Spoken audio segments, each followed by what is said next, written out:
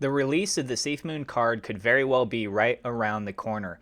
The SafeMoon.com website does have a page where you can sign up for the waitlist if you haven't done so already. I've done this in the past, but I'm going to go ahead and have that link down in the description below. And on this page, it shares some relevant information about the SafeMoon card. And I'm going to also sort of speculate a little bit in this video about what the power of this can really have for the cryptocurrency community and for you as a holder of the card itself and the cryptocurrencies that are associated with it. I am not a financial advisor. This is not financial advice. Everything I'm sharing is my own opinion. It's my own research. I highly encourage you to go do your own research. And with that being said, let's go ahead and dive on into the news.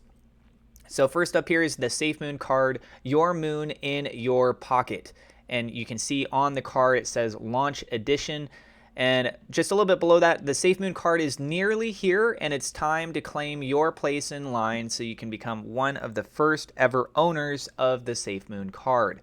Join the pre-launch list now. Something that's been discussed in the past is potentially having for the initial run an exclusive design. So what we're seeing here, it says this first edition of the card includes Launch Edition on it and will never be produced again after this initial run.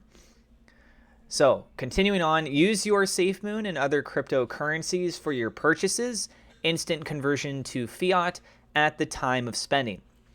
Why is that so important? Because if you go into a traditional business and they don't accept cryptocurrency, they accept fiat, well, there you go. You have the ability to use your crypto and be able to do the purchase anyways because the card is handling all that on the back end.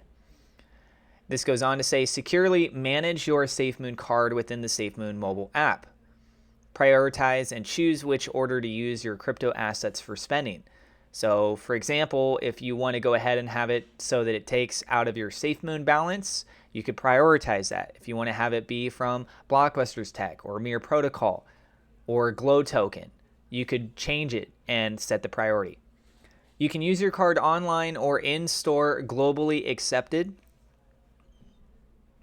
And then moving on, virtual card available in-app. This virtual card would be an augmented reality card. We've already been able to play with this a little bit months ago and projecting out. So if you guys don't know what augmented reality is, it's essentially virtual reality existing within our real world. So imagine a digital looking card through your phone, but you can move your phone around and you can sort of rotate around the card, etc. So if you guys are familiar with Pokemon Go, it's like that.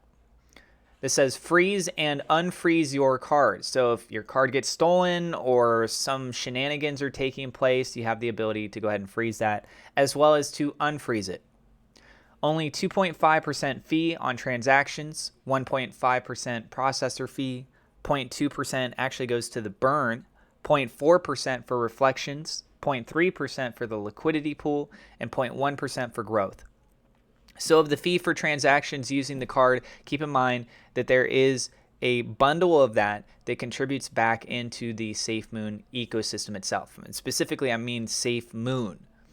Full and secure KYC, which is know your customer. View full transaction history. Download your statements. Access to support to raise any direct issues such as chargebacks. Google Pay supported at launch. Apple Pay not supported at launch. And I want to really stress on that right there.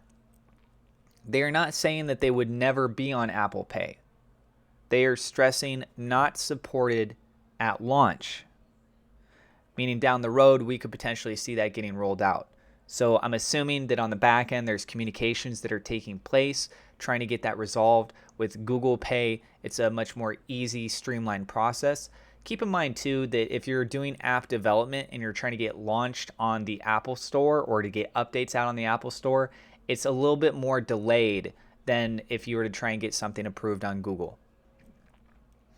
Crypto draft. Borrow against your USDT, which is a stable coin, and Ethereum crypto assets. The provision of secured crypto draft crypto swap products to users, enabling experienced cryptocurrency holders to get funding from 0% APR, allowing you to spend against your collateral easily. Okay, so if you're providing collateral Think of it kind of like if you went to a pawn shop. You say, hey, I'd like to get some cash. I don't want to sell this necessarily, but I want to go ahead and get some cash. So I'm going to let you hold on to this. We have an agreed term of how I'm going to be paying this back. And if I fail on my end, you can then confiscate my collateral. So this is giving you an opportunity to borrow against your USDT and Ethereum crypto assets. Join the pre-launch list now. Be one of the first to claim a launch edition card by securing your spot on the pre-launch wait list. So what is it that they're asking for here? It's very simple. Your first name, your last name, your email address, what country you're in, and then a little bit of description here. You have the option to get more marketing information as well. You could toggle that on. So the things that they're asking, what features might you love to see with the SafeMoon card? Why are you looking forward to the SafeMoon card? People have signed up on this wait list months ago, so they've already received quite a bit of information for the submission part. But keep in mind that if you have other new ideas and you want to submit them, you haven't registered yet for the SafeMoon card itself, you still have the ability to do so. So I will have that link down in the description below. I think that this card could be very beneficial to the cryptocurrency community because it creates another avenue for easy adoption. Think about that, right? Anyone that has a cryptocurrency, imagine if they would have that and be able to walk into a normal store, their grocery store, a convenience store, a thrift shop, and they just go about their daily business.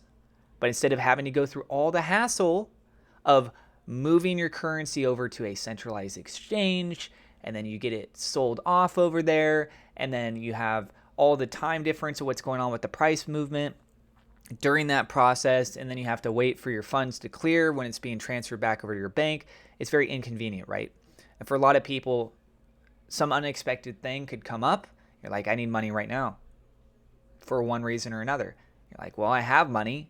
It's just I have to go through this whole process to be able to access it. So if you want to have access to it quickly, going through a procedure like this is incredible.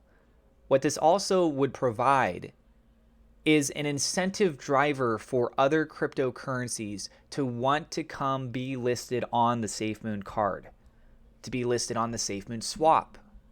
Now, the more communities that come over to the SafeMoon swap, that can increase those trading values. Because every time a crypto trades on the SafeMoon swap, there's a percentage of that fee that goes into contributing towards the SafeMoon ecosystem. And who does that benefit? That benefits SafeMoon holders, right? So the bigger picture here, this is an incredible step moving forward. Is SafeMoon the only ones? Are they the only ones that's looking at doing this and pushing this forward? No, they're not. But when you add in all the other elements together, plus the fact that SafeMoon has already a substantial sized community, those are the formulas that could look to help drive and motivate this to move faster or be the leader in comparison to the other companies that are trying to do the same thing. Now, SafeMoon also has a lot of other things that have been discussed about. I talked a little bit yesterday about the SafeMoon exchange and what potential could come from that. I'll be talking about, again, sort of refreshing people in the community or bringing to light new people that are coming in. What are some of the stuff that's been discussed in the past about SafeMoon?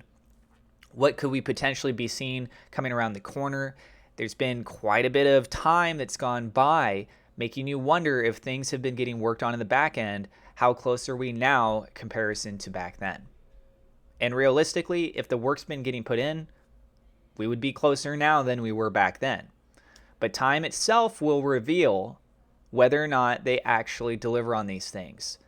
I'm speculating on this stuff. I would love to see this go through. Hopefully it does, but we'll have to see. Let us know what you guys think in the comments down below about the SafeMoon card.